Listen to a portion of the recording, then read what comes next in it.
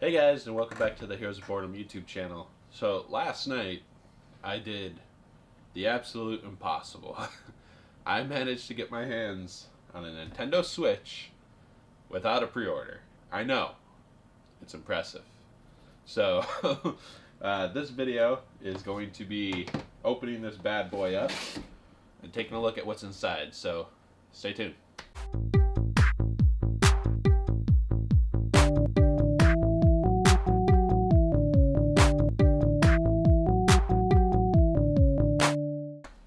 Alright, so last night I managed to get my hands on a Switch, and real quick, shout out to my local GameStop because they were awesome.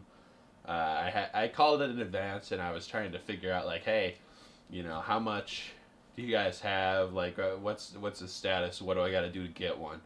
And they were very cool and compliant about getting me the info I needed, and yeah, I just want to say thanks to them because they were awesome.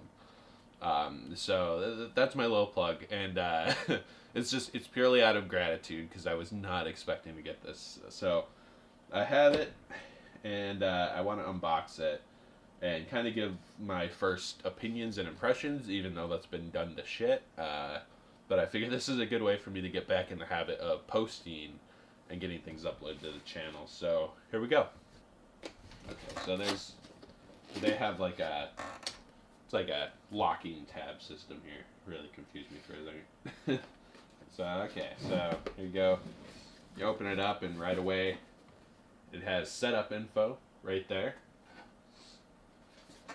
It kind of gives you the walkthrough, but if you're familiar with technology, you know this kind of stuff. So open it up right away, and boom, there it is. So we got the basic part of it here, the tablet-esque part. It's pretty sturdy. It feels pretty thick. It's thicker than an iPad, that's for sure. So, it's to the side. So, yeah, this is a side. This is where the controllers are gonna slot in. So, it's pretty chunky, like as far as the depth of it. But I was kind of expecting that. Brina, stop it. Ugh. Trying to fail. Can't be playing with things on the floor, making noise. But yeah, so it's pretty beefy. Here is what I'm pretty sure is a fan port. You got the game card goes in here, so that's cool. Power button, volume button. There is the port for charging. Looks like speakers on the back right here for sound, and then little kickstand that I'm immediately worried I might break. And then SD card goes in the back right here, right underneath the kickstand. So pretty sleek. Set this aside for now, for a moment. Put the little kickstand up. Then we got the Joy-Cons right next to it. Got Joy-Con 1 and 2. So let's open these guys up.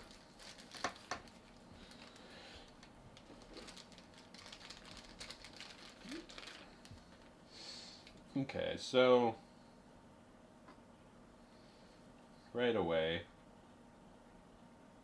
it looks like the buttons here are like right there for the L and R, or SL and SR as they say on the buttons. So I remember when I was watching the early announcements and stuff, they had like a little. It looked like a rubber coating that went over them, and I don't know if that's going to be in here or if I have to get that separate. But yeah, they're pretty tiny. Just to give you guys a hint of scale, like I'm a 6 foot tall dude, and this is the Joy-Con in my hand. Like I have pretty big hands, but yeah, it's kind of tiny, which I had heard ahead of time, ahead of actually having this thing. But yeah, these are this is the size, and so they're not really massive, but I would say I'm gonna have to like really start gaming first to really know how these are gonna feel and how I'm gonna feel about them in the long term. But they feel okay. They don't feel terrible, but they do feel a little bit tiny. So I'm probably gonna end up holding them more like this and kind of spacing them out a little bit in my hand. Uh, because the button placement, if you're holding them like this, the button placement is a little bit hard for my thumbs to get to certain spots. So I can see that as being a problem for some people. So they're probably going to be more so like this in my hands. So just so I can reach all the buttons. There is a charging grip controller that should be in here. It is listed as coming with it. I was worried that it wouldn't when I was picking it up, but yeah, here it is.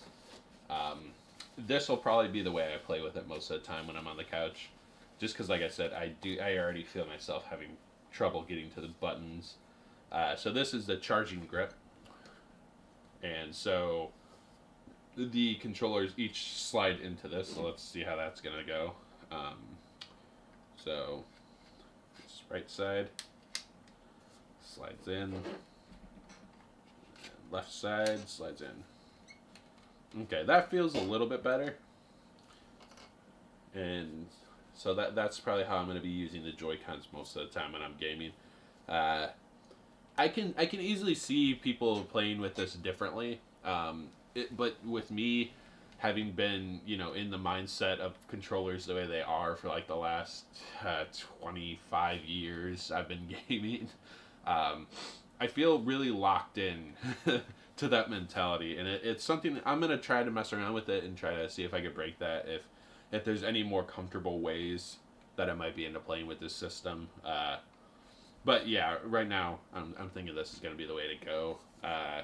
At least when I'm at home. When I'm on the go, I might just leave them attached to the actual unit itself.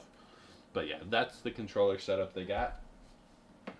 So it actually comes with that. I'm really happy about that. And then everything else should pretty much be the connection, the device I/O power and all that. So let's see what we got here. I'm gonna open this first. Actually, this is the base stand. Yeah, I was like, oh, this is bulky. I'm gonna check this out before anything else. But it looks like it's just the base stand for when you hook it up to the TV. So there it is, all of its glory. So you can see right there, I probably can't see it too clearly, but it says Nintendo Switch. It's black on black.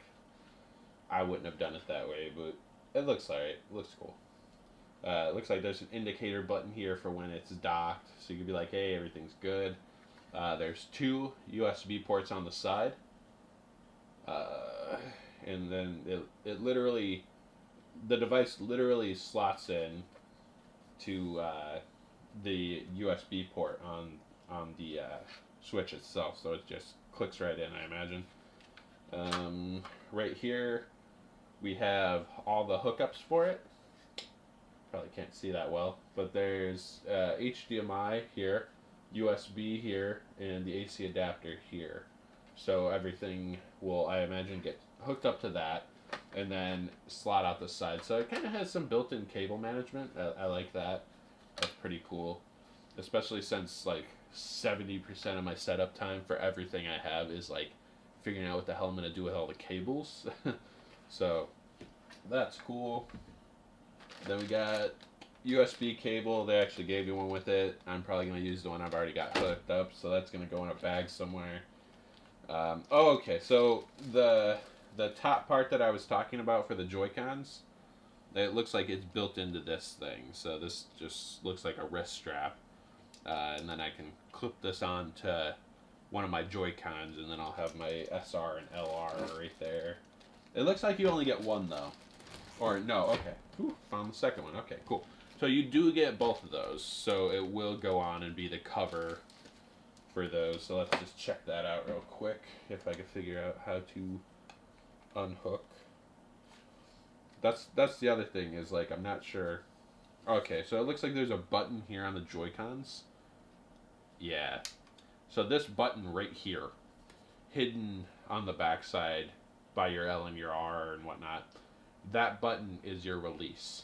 So you click that, and then they come off.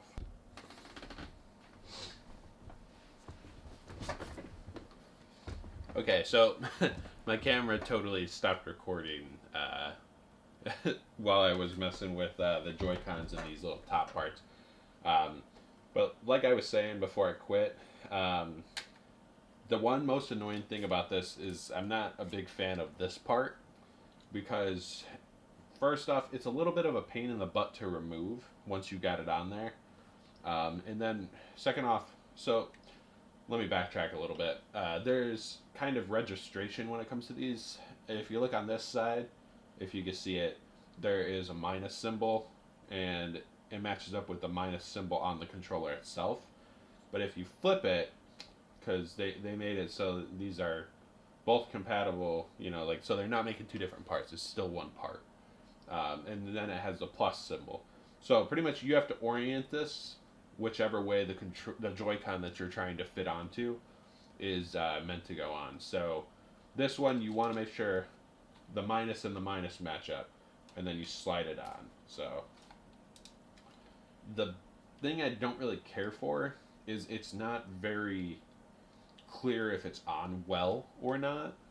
So like it has like a very faint sound, and then you know you hope everything's lined up.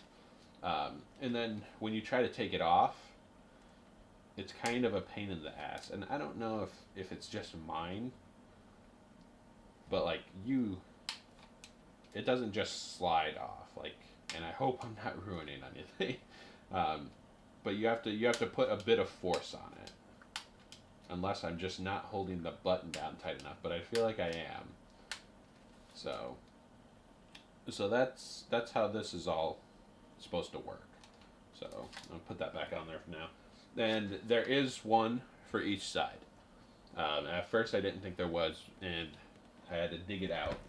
It's a little bit hidden. But yeah, so I got one for each side.